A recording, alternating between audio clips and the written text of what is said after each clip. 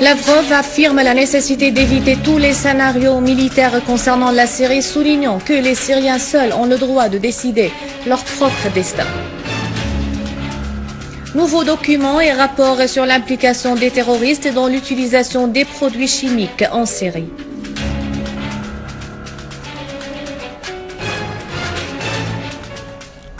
Nombre de terroristes avouent avoir participé à des actes de tuerie et d'enlèvement.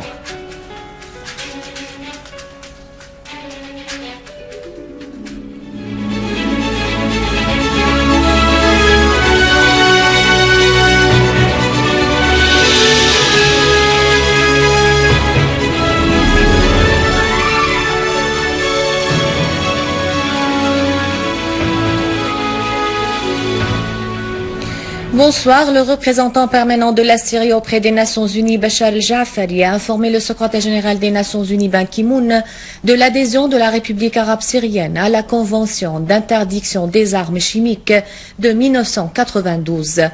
El-Jafari a indiqué qu'il avait demandé au secrétaire général des Nations Unies au nom de la République arabe syrienne qu'il dépose le document d'adhésion syrienne auprès de l'Organisation d'interdiction des armes chimiques. El-Jafari a souligné que le ministre des Affaires étrangères des expatriés Walid al-Muallim a adressé une lettre au directeur général de l'Organisation d'interdiction des armes chimiques dans laquelle il informe de l'adhésion de la Syrie à la convention précitée. El-Jafari a affirmé que la décision syrienne n'est pas le fruit de l'instant, car la Syrie avait présenté un projet de résolution au Conseil de sécurité en 2003, appelant à débarrasser la région du Proche-Orient de toutes les armes de destruction massive, et les efforts syriens s'étaient heurtés au refus d'Israël, qui possède l'arme nucléaire depuis longtemps. Le ministère russe des Affaires étrangères, Sergei Lavrov, a affirmé que ce qui a été convenu aujourd'hui entre la Russie et les États-Unis constituait un pas important vers l'aboutissement à un règlement global de la crise en Syrie et éviter les scénarios militaires, soulignant que seuls les Syriens décident leur propre destin. Dans une conférence de presse commune avec son homologue américain John Kerry à Genève, Lavrov a déclaré que le règlement de la question des armes chimiques en Syrie constituait un pas pour débarrasser la région du Proche-Orient des armes de destruction massive. Lavrov a affirmé que l'adhésion de la Syrie à la Convention d'interdiction des armes chimiques a constitué le point de départ des discussions avec les États-Unis au sujet des armes chimiques en Syrie. Pour sa part, le secrétaire d'État américain John Kerry a affirmé que toutes les parties savent qu'il n'y a pas un règlement militaire à la crise en Syrie et le règlement politique doit reconnaître la nécessité de donner une chance aux efforts diplomatiques en cours au sujet du dossier syrien. Lavrov a mis en garde contre le danger des scénarios militaires au sujet de la Syrie, affirmant que les Syriens décident leur destin sans l'ingérence des autres. Il a estimé que le règlement de la question des armes chimiques en Syrie constituait un pas vers la transformation de la région du Proche-Orient en une région dépourvue des armes de destruction massive. Kerry a indiqué pour sa part que ce qu'il entreprend avec son homologue russe à Genève est l'exécution de ce que les deux présidents Poutine et Obama se sont convenus au sommet de Saint-Pétersbourg. Le président du Conseil des affaires internationales à la Douma russe, Alexei Bouchkov, a affirmé que les États-Unis ne sont désormais plus capables de prendre des décisions politiques dans le monde. Sur son site Twitter, Bouchkov a souligné que les pays du groupe BRICS et les pays participants au sommet de l'Organisation de coopération de Shanghai qui s'est tenu au Kirghizistan ont soutenu la position russe envers la Syrie, ajoutant que cela devrait être une leçon pour le président américain Barack Obama. En ce qui concerne l'initiative russe sur les armes chimiques en Syrie, Bouchkov a affirmé l'impossibilité d'exécuter la demande américaine qui insiste sur la prestation des armes chimiques aux observateurs internationaux dans 2 ou 3 semaines, qualifiant de non professionnelles les exigences américaines vu que les dépôts de ces armes se trouvent dans des lieux des combats.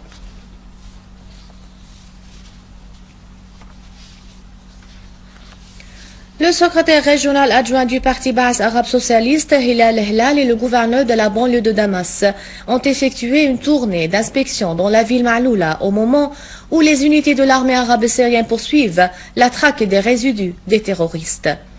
Hilal a assuré que la Syrie restera Pour ça,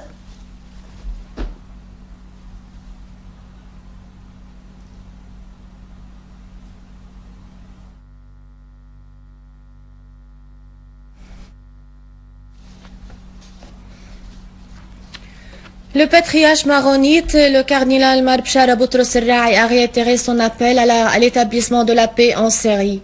Dans une allocution à l'ambassade libanaise dans la capitale roumaine Bucarest, le cardinal Rai a indiqué que la communauté internationale et arabe doivent prendre conscience qu'ils ne peuvent pas continuer d'appeler à la guerre et envoyer les armes à droite et à gauche en Syrie alors que les innocents sont tués et déportés. Nous appelons notre monde arabe à trouver les moyens pour sortir de la crise qu'il connaît et nous exigeons de mettre fin à la guerre en Syrie, aux voitures piégées en Irak, aux désaccords en Égypte et à œuvrer pour trouver les solutions pacifiques et équitables. Et nous exigeons également de la communauté internationale de régler ce qui est à l'origine de tout conflit au Proche-Orient, a ajouté le cardinal Rai.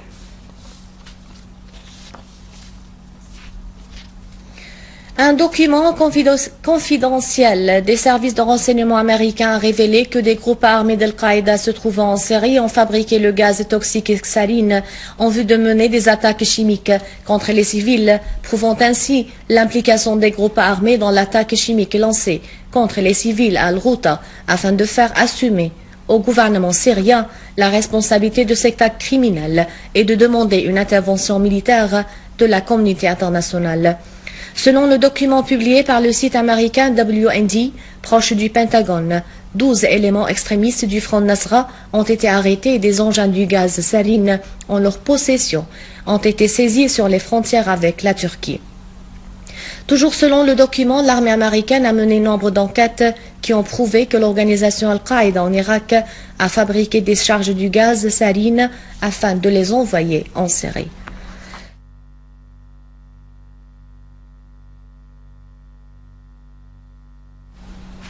Nombre de terroristes ont avoué avoir participé à des actes d'agression contre les établissements publics, de tuerie et d'enlèvement contre les civils et les soldats de l'armée arabe syrienne, selon des fatwas religieux publiés par certains cheikhs et recevant de l'argent et des armes en provenance de certains pays de la région. J'ai déserté l'armée et joint un groupe terroriste surnommé Brigade d'Al-Bara, relevant de Jabhat al-Nusra. J'ai décidé de m'enfuir et de me joindre à eux pour attaquer un point militaire avec 3 autres personnes à Soueida. Et j'ai pris un salaire mensuel de 12 000 livres syriennes. Le groupe armé m'a remis une mitrailleuse et 3 entrepôts remplis de munitions, ainsi que 200 cartouches et un carquois, et j'ai participé avec eux à l'attaque menée sur des barrages de l'armée dans la banlieue de Daraa, dont 2 à Khirbat Ghazaleh, où nous avons tué 35 soldats et saisi leurs armes pour les livrer au front al-Nusra.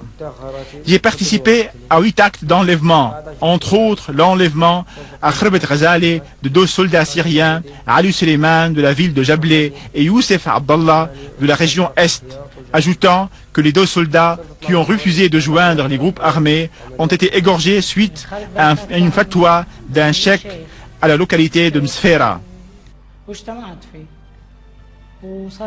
J'ai tué 15 soldats de l'armée et mené des attaques contre les points de contrôle de l'armée au camp Al-Yarmouk et à Hajar al-Aswad à Damas. Des Afghans, des Irakiens, des Palestiniens et des Libyens combattaient dans les rangs de la dite brigade, soutenue en armes et en fonds par le Qatar.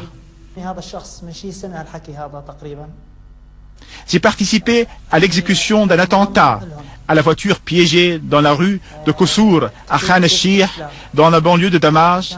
J'ai fait exploser avec d'autres personnes une voiture près de la station de bus Al-Iskan à Khan al-Shih pour semer la terreur parmi les habitants. Le surnommé Abd Karim al-Jassim fournissait via la Jordanie les engins explosifs, l'arme et les fonds à la dite brigade.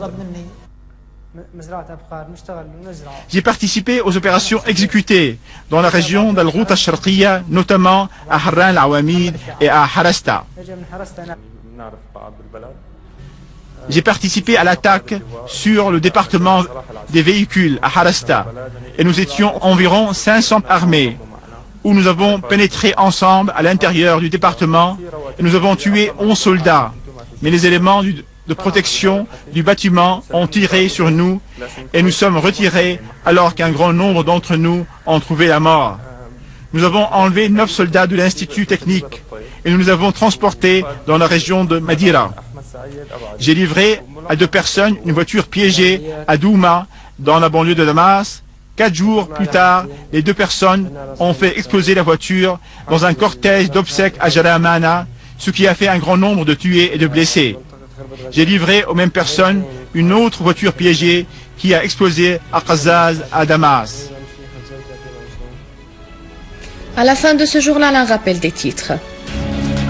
Lavrov affirme la nécessité d'éviter tous les scénarios militaires concernant la Syrie, soulignant que les Syriens seuls ont le droit de décider leur propre destin.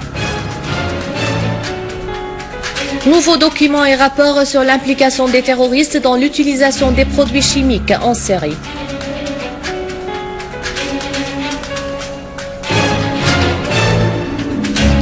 Nombre de terroristes avouent avoir participé à des actes de tuerie et d'enlèvement en Syrie. Avant de vous quitter, je vous rappelle que vous pouvez consulter le site internet syriaonline.sy pour revoir ce journal et davantage d'informations. Merci de votre fidélité. Au revoir.